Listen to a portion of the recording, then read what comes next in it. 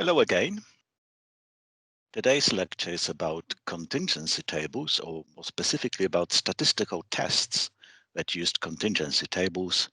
I will spend most of the time talking about chi-square test. First, a little reminder of what we have learned in the last lecture about statistical testing. You start with null hypothesis, and in most cases, null hypothesis tells us that there is no effect. There is no difference between, let's say, treatment and control. We have to specify all other assumptions about your experiment. You set a significance level, typically to 5%, and then you perform your experiment, find data, and from these data, you will find a test statistic. And this test statistic is then compared against the null distribution, and from that you get a p-value. And p-value is the probability that the observed effect is random if the null hypothesis is true.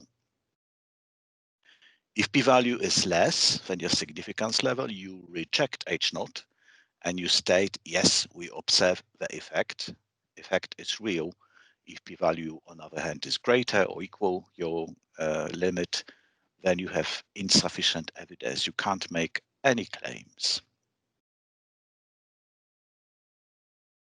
Contingency table contains counts in different categories. For example, you can divide your patients, your cohort, into two groups, control and treatment, and then count patients that show an improvement.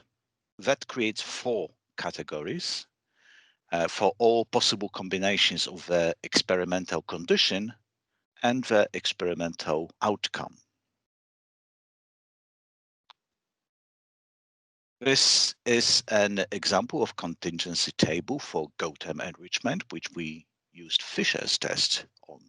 This is another example of cell counting where your categories, experimental categories, are wild type and knockout, and an outcome is a cell state, either G1 or S. All these tables can be used with Fisher's test, but sometimes you have a bigger table like this. This is also a contingency table. Our experimental categories are wild type and 3 different types of knockouts, and the output from the cell sorter is a phase G1, S, or G2. Today I will focus on chi-square test, and it comes in 2 different flavors. This is the first one. It is called goodness of fit test. Consider a little experiment in which we test how good your pipetting skills are.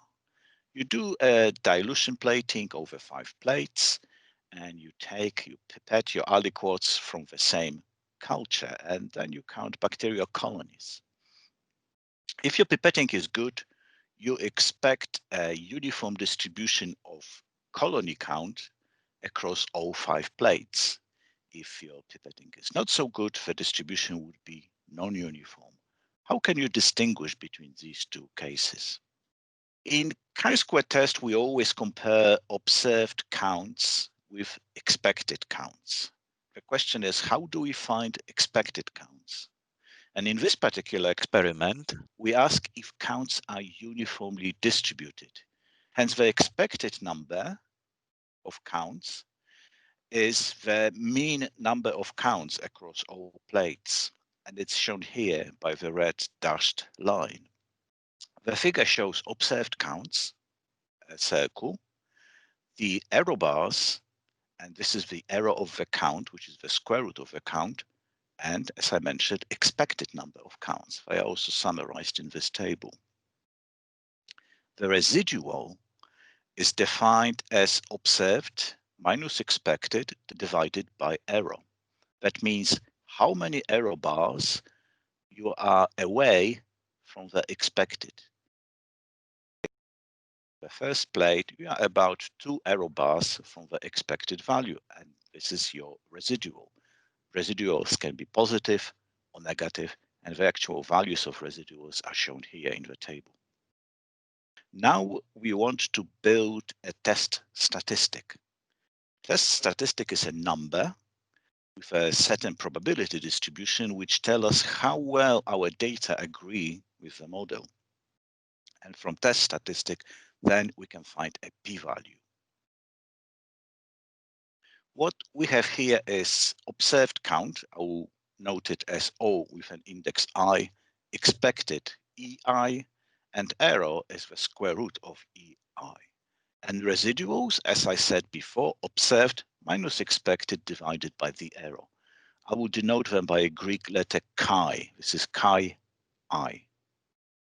And the test statistic is the sum of squared residuals given by this formula. If you put all the numbers here, you will find the test statistic in this case is 7.05.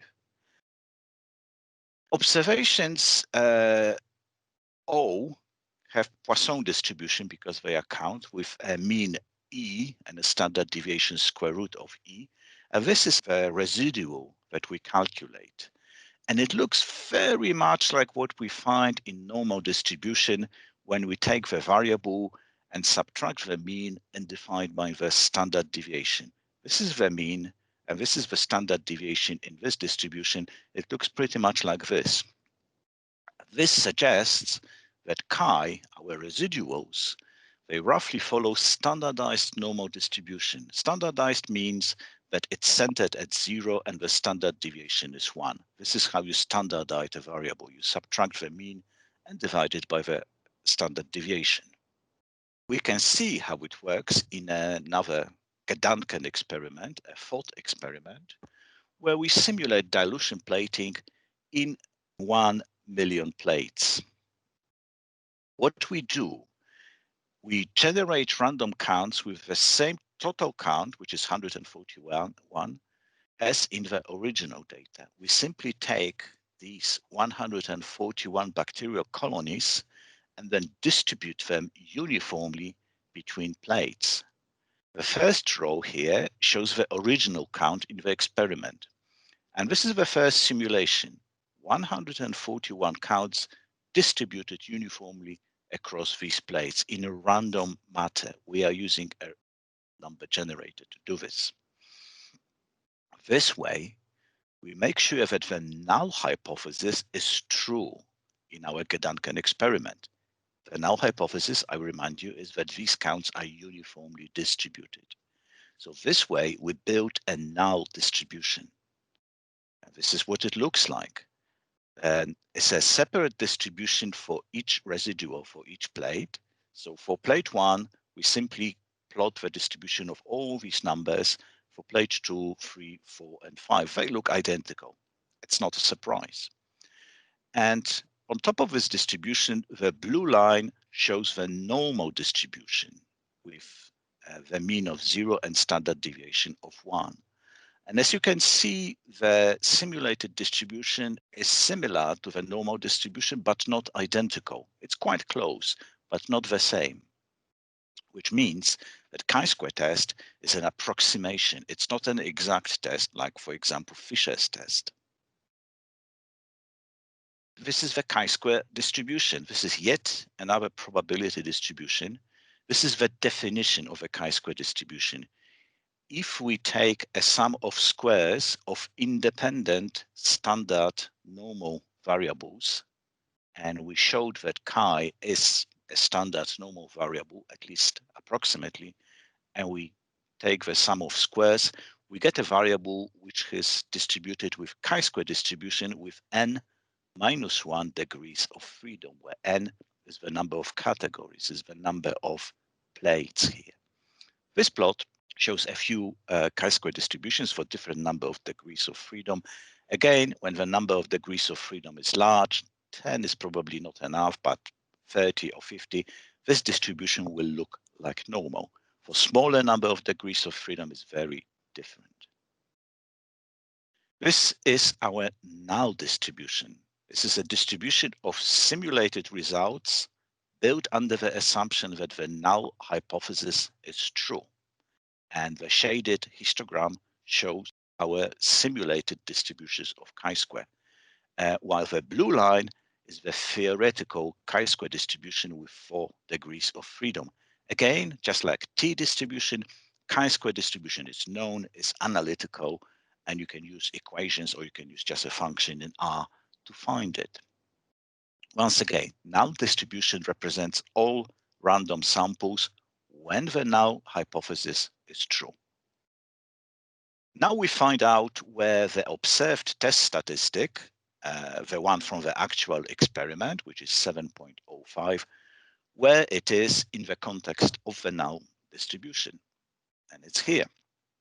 And it cuts off a p-value, all values which are larger, equal or larger than our test statistic. That's what we ask in statistical testing. P-value is the probability of observing this or more extreme effect by chance if the null hypothesis is true. And for this particular test statistic, we can calculate this p-value.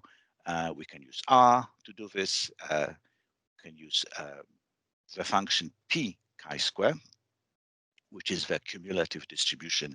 So it's a distribution from minus infinity to a given value, which means that the tail probability, the dark shaded area, would be 1 minus p chi-square for a given number of degrees of freedom.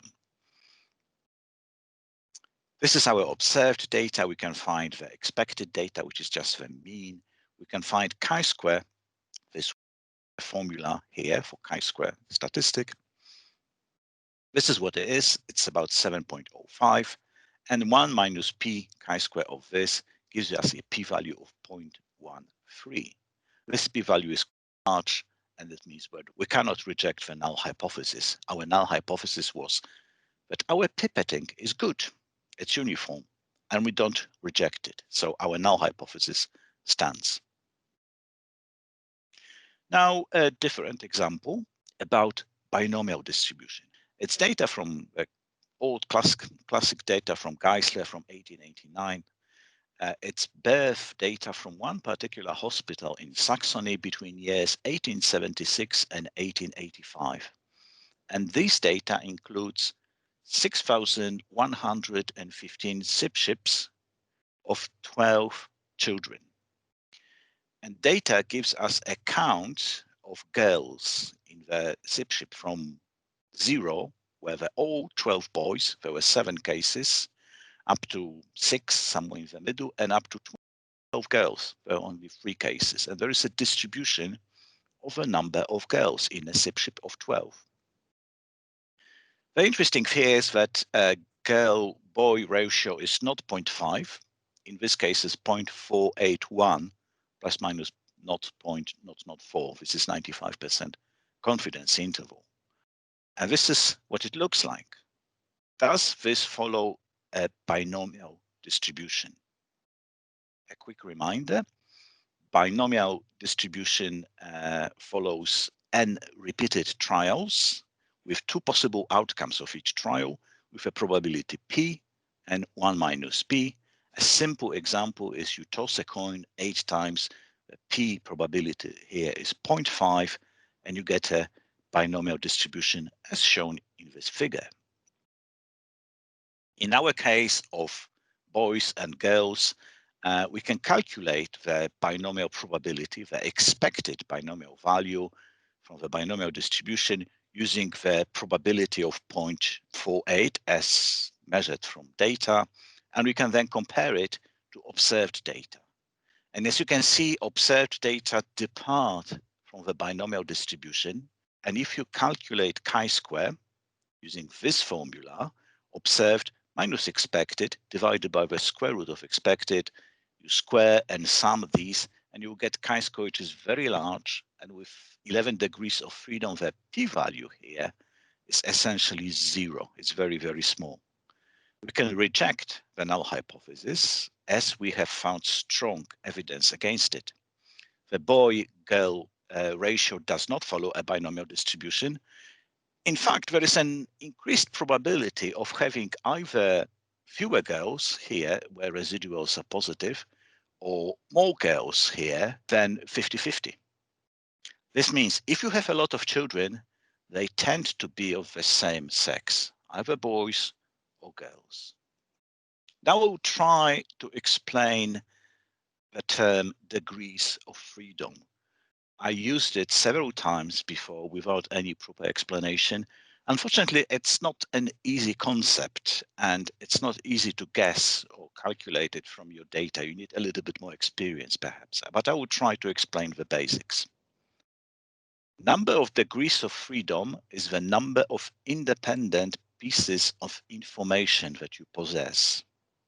And usually it's a sample size minus the number of parameters estimated. For example, if you calculate variance given by this formula, you have seen this before. In order to calculate variance, you have to first find the mean of the sample. You find one parameter, and by doing this, you lose 1 degree of freedom.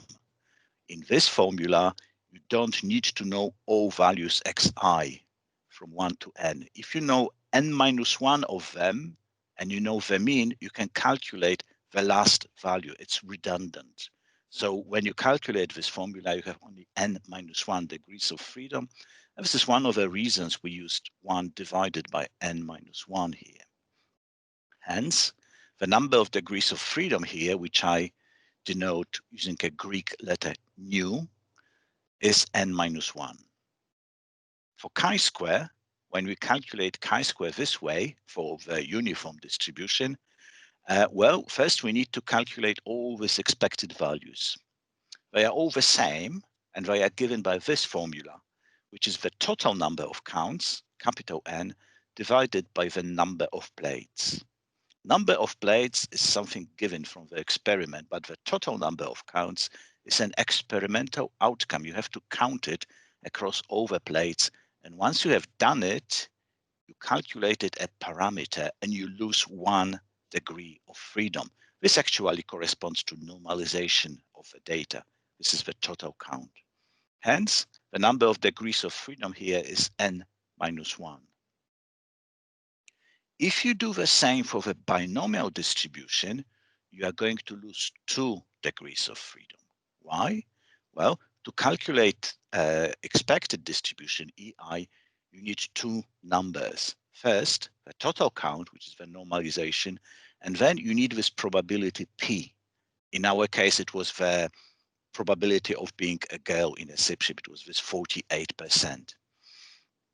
So there are 2 parameters. One is the P, which shifts this distribution to the left and right, and the normalization gives the absolute value of each bar. There are 2 parameters we need to calculate first, and we lose 2 degrees of freedom. Hence, to calculate this, the number of degrees of freedom is n minus 2. And this is a general formula for degrees of freedom in chi-square goodness of fit test, which is a sample size minus 1 and minus the number of model parameters. This number of parameters does not include normalization. So in uniform distribution, m is 0, and in binomial distribution, m is 1. Let's summarize how chi-square test works.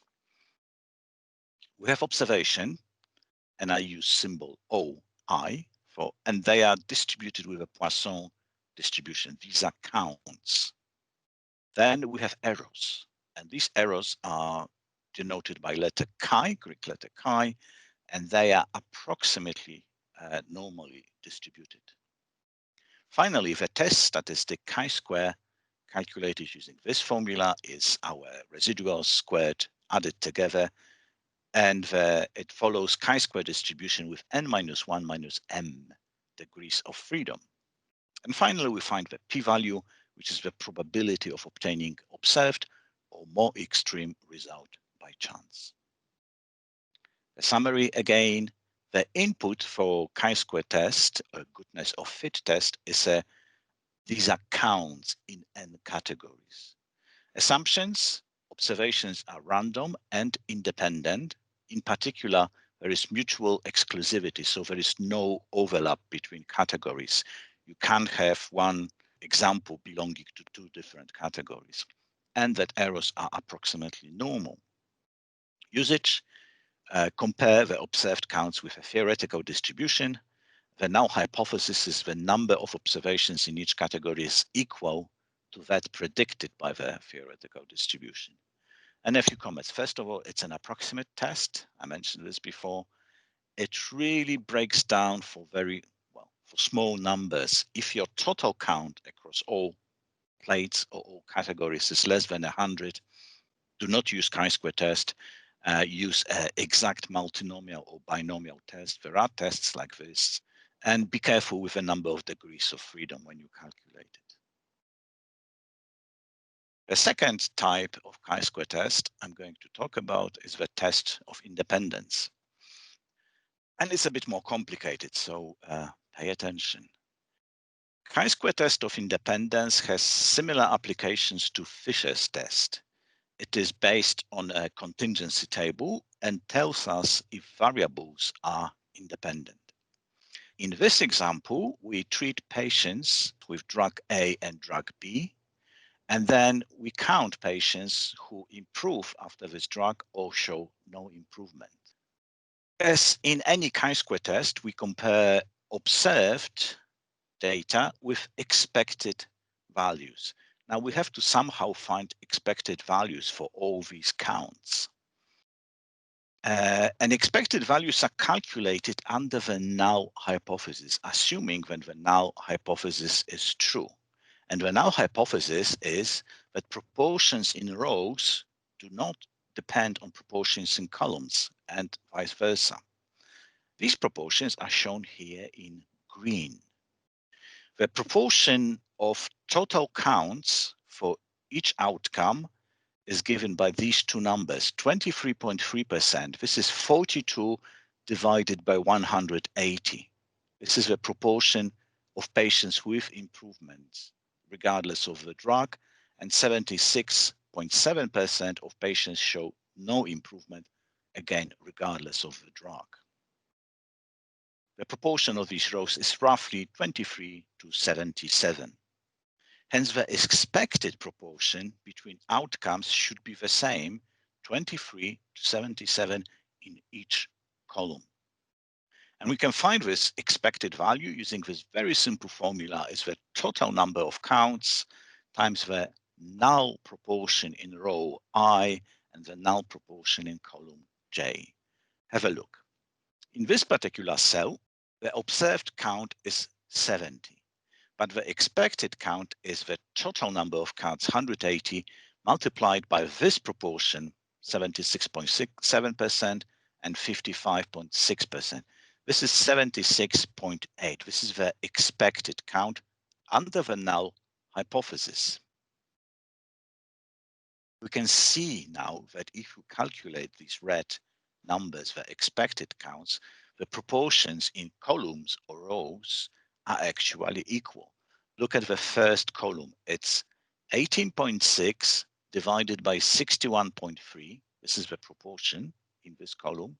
And it exactly corresponds to the total proportion, the null proportion, 23.3 divided by 76.7. And it's 0.3 if you calculate it. And in the second column, 23.3 divided by 76.8 is exactly the same. The proportion, expected proportion in the first and in the second column is the same. And the same can be said about rows. The proportion here is the same as the proportion there. These are expected values under the null hypothesis. And now we can calculate test statistic using exactly the same formula as before. We simply add up squared residuals. The number of degrees of freedom here is number of rows minus 1 times the number of columns minus 1, which is 1. And p-value is from the chi-square distribution with 1 degrees of freedom. The chi-square statistic, if you put all these numbers in, this is what you get, is 5.59. And p-value from chi-square distribution is 0.018. If you use Fisher's test with exactly the same contingency table, you will get 0.013. This is a more accurate result because Fisher's test is an exact test, while chi-square test is only an approximation.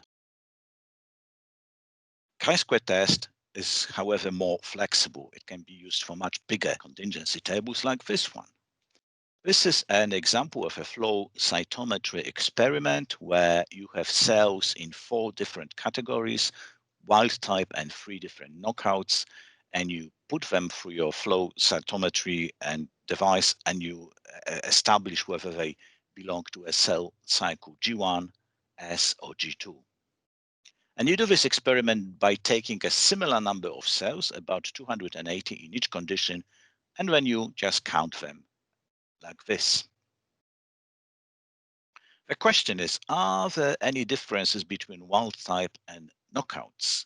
Well, if you take this contingency table, or its visualization here, you can plot this as bars with arrow bars.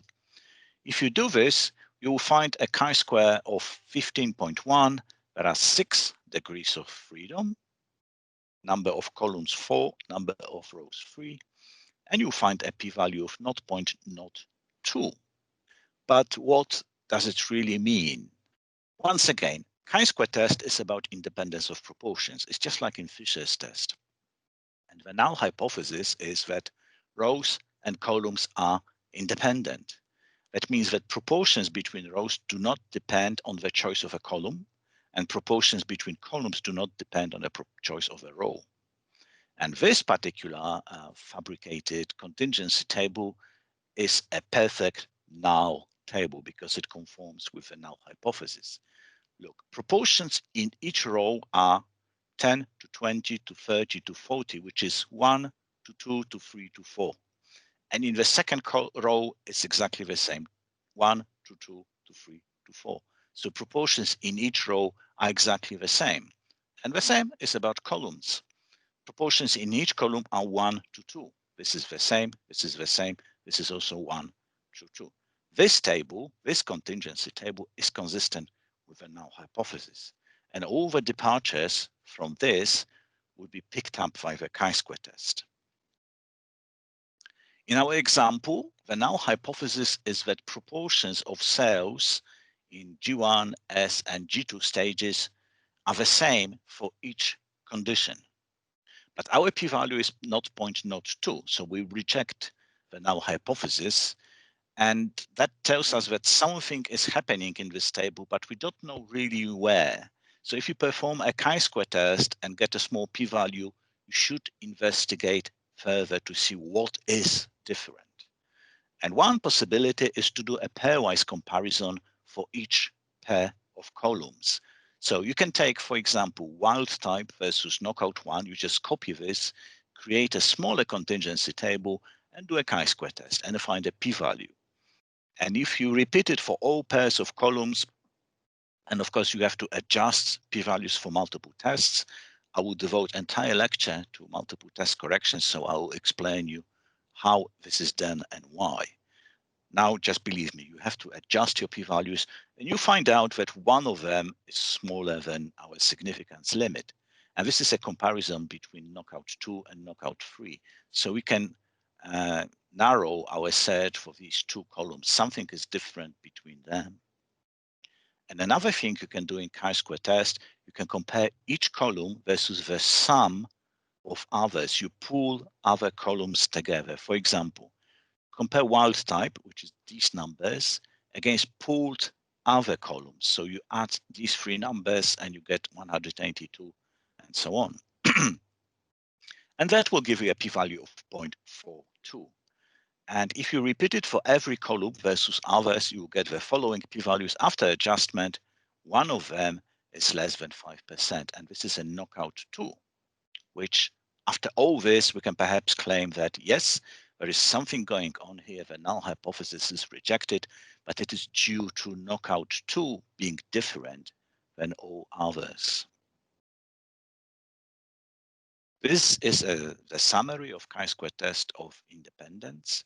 The input is a contingency table with n R rows and n C columns. And the table contains counts again. Like in Fisher test, I told you, you need counts, not percentages. Observations are random and independent, so no before and after things. Again, there is mutual exclusivity, no overlap between categories. Errors are normal. And we use it to examine if there is an association or contingency between two variables, whether the proportions in groups, experimental groups, depend on conditions, and vice versa. The null hypothesis and the proportions between rows do not depend on the choice of a column. And a few comments. It's an approximate test, so results are not exactly accurate. You should use it when you have a large number of counts. For smaller numbers, you can use Fisher's test. And if you have a before-after data, then you should use something which is called McNamara test. How do you do this in R? Well, you can calculate it step by step, as I showed you before, or you can simply use a chi-squared.test function. For the goodness of fit test, this was our colony count. You give all the numbers, and then you have to give a probability distribution, which is 1/5 times 5. This function rep 1/5 times 5. We create a vector of 5 numbers. All of them would be 1/5. This is our expected values, and the test will give you statistic, number of degrees of freedom, and p-value. This is a drag comparison experiment where we simply provide it with a contingency table. What I specified here is correct equals false. It's not a default value of this parameter. It means that corrections for small numbers are not applied. The result will be identical to what I showed you, calculated step by step. However, the value might be slightly improved by using these corrections, and then the result will be also slightly different. And this is for the flow cytometry experiment. We have 3 rows of 4 numbers. And again, chi-square test will give you a chi-square statistics and p-value. Now, something you probably are not familiar with. It's not a very popular test. It's called Gtest. It is similar to chi-square test. It's based on log likelihood ratio, and the test statistic is given by this formula. It includes observed and expected values, but there is a log ratio of them. And it turns out that this value, this statistic G, is distributed with chi-square distribution with n minus degrees of freedom. So exactly the same as in the chi-square test. For comparison, this is the chi-square statistic. For large number, chi-square test and Gtest give very similar results. You can use Gtest the same way as chi-square test, either goodness of fit or test of independence. Our initial example of plates, number of colonies, the chi-square value was 7.05 and p was 0.13. If you do a Gtest and calculate G statistic and find a p-value against chi-square distribution is 0.14. They are very similar, and actually chi-square test is an approximation of the Gtest. In that way, Gtest is better than chi-square test, and I would suggest using this all the time. For some reason, mostly for historical reasons, chi-square test is very popular and Gtest is not that well known. This is another example. This is from contingency table for cell sorting, and p-values in chi-square test and in Gtest are nearly identical. Gtest has one specific property. It's additive, while chi-square test is not, which means you can use it for replicated experiments, and it's quite important. Imagine a flow cell experiment like the one we did before, by repeated 3 times. These are 3 independent replicates of the same experiment. And for each replicate, we get a different contingency table. We can find G and p-value for each of them. Another thing we can do is use pooled data. We simply add all these numbers together. So in this cell, 152 is 50 plus 54 plus 48. And now things get a little bit more complicated. This is a recipe of how to perform Gtest on multiple replicates.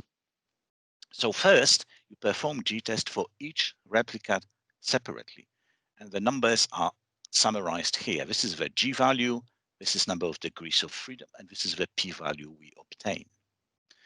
In the next step, we pool all the data together and find G, number of degrees freedom, and p-value for pooled data. It's showed in this row.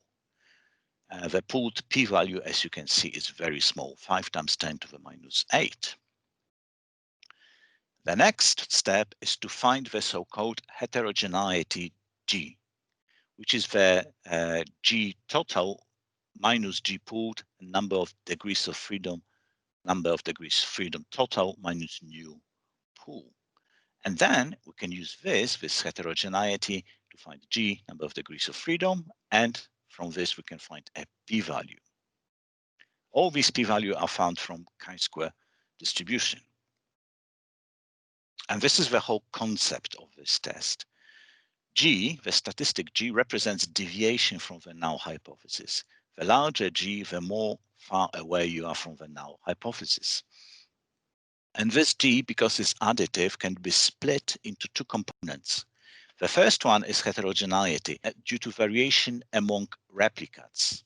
And the second is the pooled G, it's deviation of the pooled data from the null hypothesis. We have two different components and we can find them by doing experiment in replicates and finding both heterogeneity and the pooled value. The total G is you use this to test the null hypothesis. The heterogeneity G and the corresponding p-value will tell you whether your replicates are different. And it's here, the p-value is 0.8, which you do not reject this null hypothesis. The null hypothesis is here that all your replicates are the same, which is nice. So if you have a contingency table in replicates, instead of using chi-square test, you can use Gtest on each replicate separate on pooled data, and you can find heterogeneity p-value.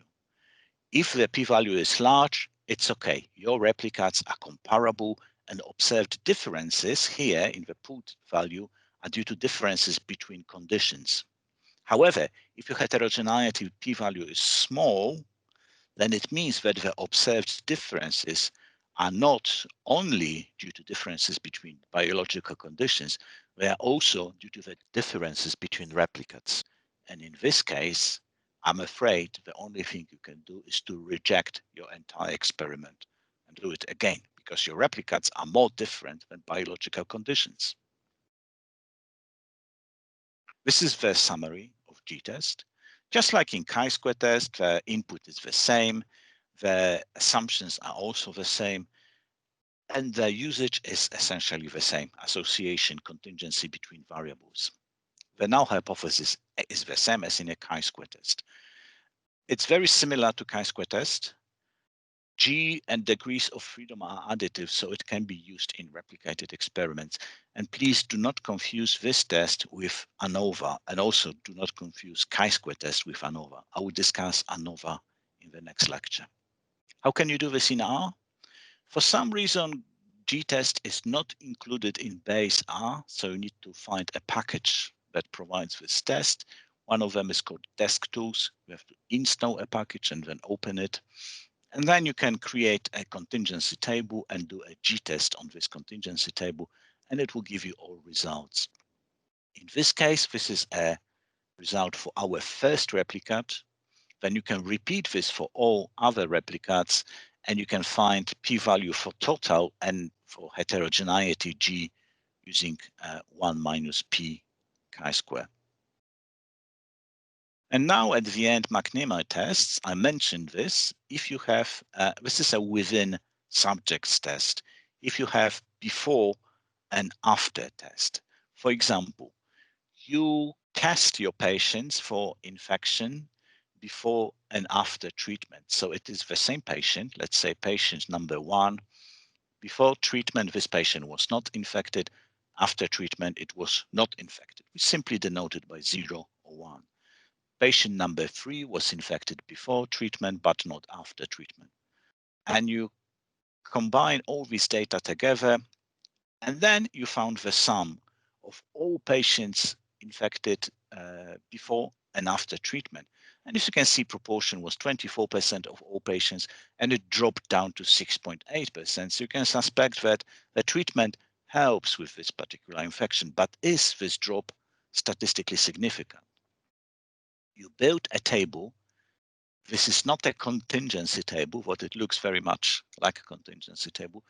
The reason that it's not contingency table is that you have the same individuals here and there before and after. So there is a dependence, interdependence. Rows and columns are not independent. And so you can't use Fisher's or chi-square test on this. But you can use this, and there is McNamara test that does this for you. It is a test for independence before of treatments, essentially. And if you do this, it will give you a very small p-value, which means that this drop in infections after the treatment is statistically significant.